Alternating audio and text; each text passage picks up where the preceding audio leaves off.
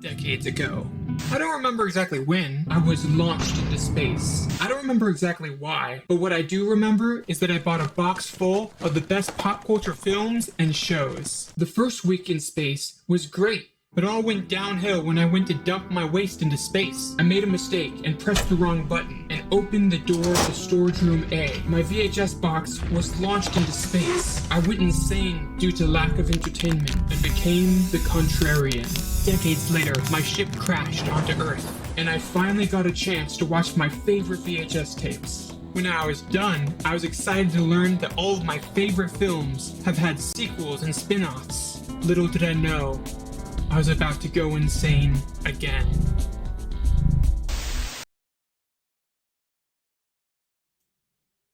All right. Um, Contrarians log number 2, but part 2 of number 2, across the Spider-Verse. So yesterday I ran out of time and I couldn't finish reviewing the end of this film, so I thought I'd do that today. And there appears to be an issue with live streaming. I'm lucky that I recorded it as well. So yeah, it's up right now. But yeah, so let's do the sequel, or the second half of it, which will be much shorter because I'm just talking about the ending and I guess my closing thoughts. So let's see here. Um, we need to talk about the conclusion of this film and kind of the family um, revelation. Uh, so Miles shows up at his universe and uh, sees his mom and comes out as Spider-Man to her, and she reacts by saying, "Who's Spider-Man?" And it's revealed that the Go Back machine sent Miles to the spider that bit him's universe rather than his universe. So I guess it read the spider's DNA and sent him there.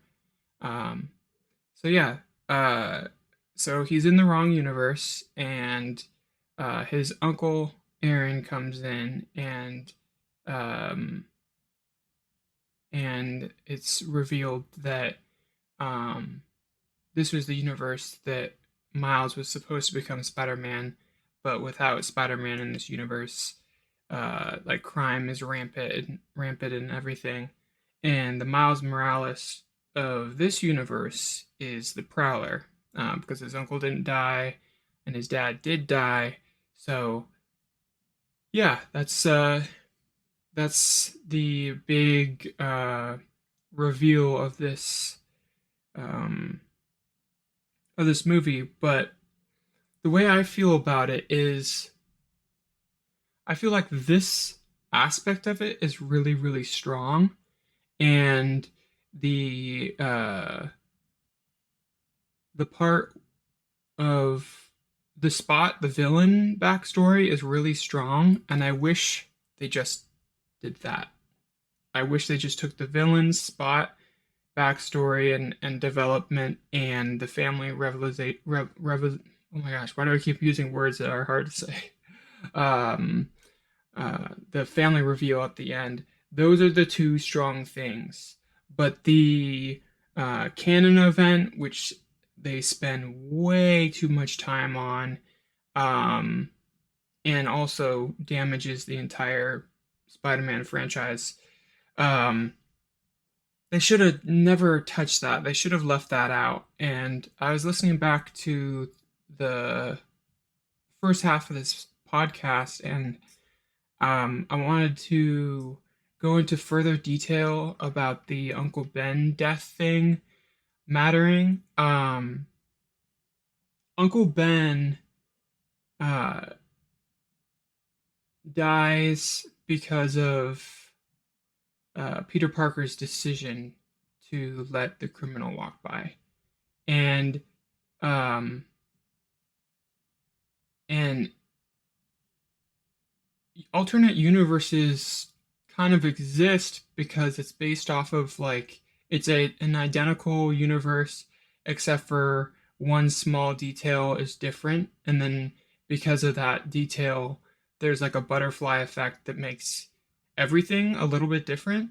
For example, the building that has um, the spider in it, the radioactive spider. What if Oscorp uh, got a better offer for their for a building in the UK, and so they decided to open up the company over there because it just got cheaper property, and that's how you get, the spider punk being British. It's like, oh, the spider ended up being there and it bit someone over there. Um, so that's kind of how it's just like minor changes, and like uh it's basically at the right place at the right time. So the Gwen Spider-Man, uh she sorry, one second, I gotta take off my headphones. Okay. So so um for example, in Gwen's universe, Peter Parker um wasn't standing where the spider was to bite him. Gwen was there. So it was literally, for whatever reason, Peter was like slightly in a different position, so it bit another person. So it's like that's that's the purpose of alternate universes, is slightly different things, slightly different decisions, slightly different things happen, and so events play out differently. That's the whole point. So the idea that Ben must die in every universe, that doesn't make any sense, because um, what if uh, what if, say, Oscorp, the research on the spider, they didn't have any breakthroughs for like 10 years later, and Peter got bit when he was in college, uh and Uncle Ben like already passed away from old age, or is in a different, like, moved to Florida or something because they're older or whatever, and then that decision to not stop the criminal, if he were to make that decision at that time of his life, uh got somebody else killed, like a complete random stranger. Do you think that wouldn't have an effect on Peter Parker? Like, do you think he's only affected because it's his uncle? The impact is way harder, but I think a good person would see, like, someone getting killed because they chose not to stop a criminal. Like, Peter Parker in the MCU universe says a great line, which is, when bad things happen and people get hurt, and could have stopped I could have prevented it, those bad things happened kind of because of me.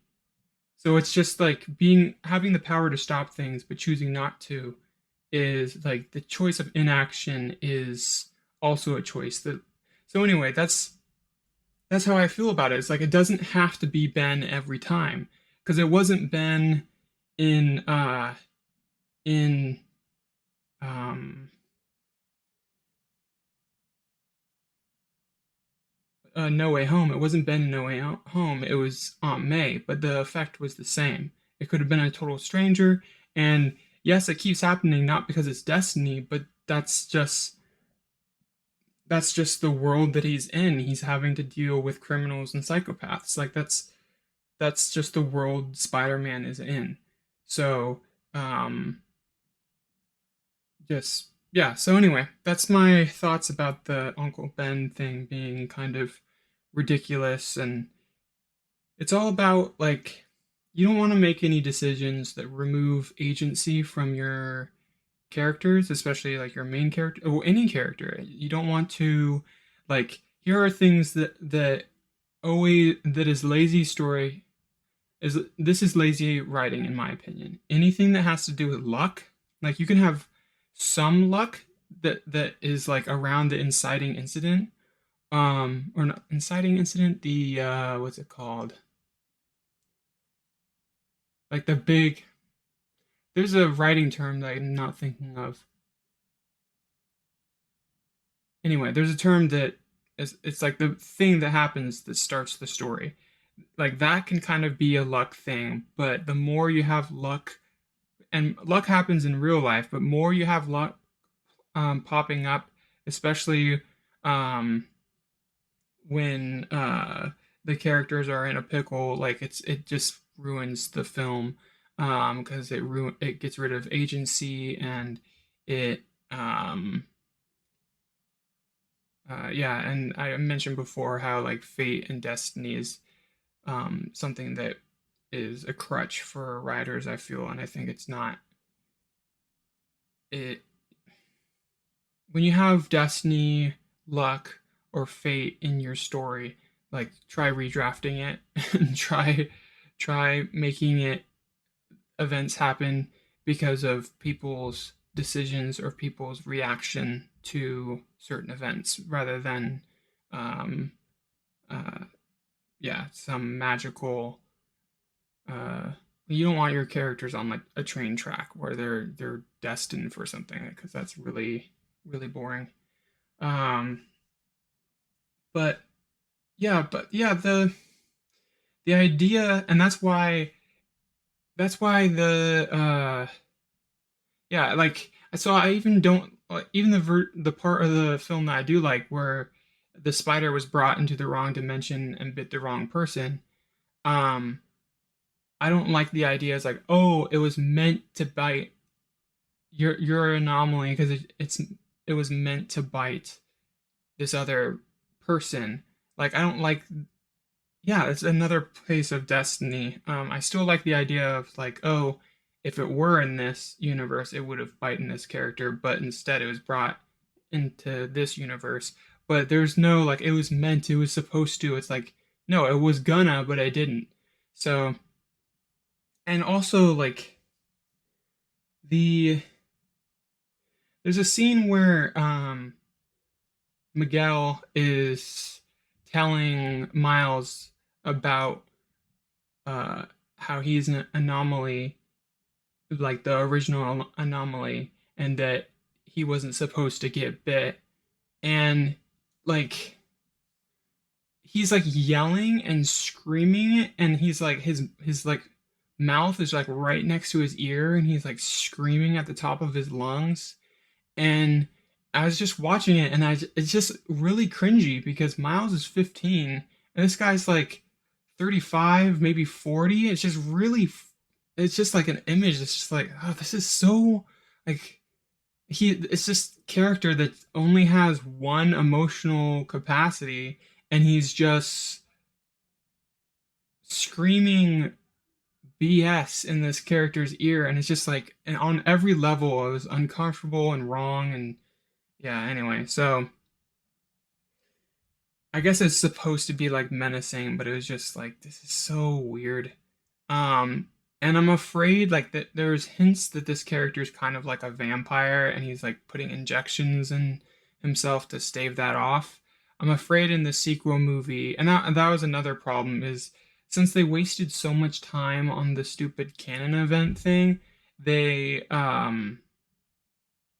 they had to, make this into a two film, like two-parter. Like there's going to be a second part to this story, which will have to do with the how they save the dad and stop the spot and resolve the or explore the family thing with the other Miles, which all of that could have been done in this movie if they removed characters. Like, I think they could have gotten rid of Spider Punk and um, what was his name? Pav, or just combine them. Like, just pick one of them. and the Spider Baby Bike character. Like they added three new characters. They should have just picked one, and all of that time spent trying to develop all of those characters. Just have the one be developed. So I think probably Pav would have been the best one to keep because Spider Baby Bike is ridiculous, and Spider Punk, if he was writ differently and was less um, obnoxious, then maybe keep him because like art wise, he was a just a cooler design in my opinion with the punk look. Um, oh yeah, I don't think I mentioned this in the first uh, half, but I did want to note that there's this part where they're going down the elevator and Spider Punk takes off his mask, and Miles is like, "I didn't expect you to look even cooler under the mask," and then he said like, "I was this cool all the time. I'm this cool all the time or whatever."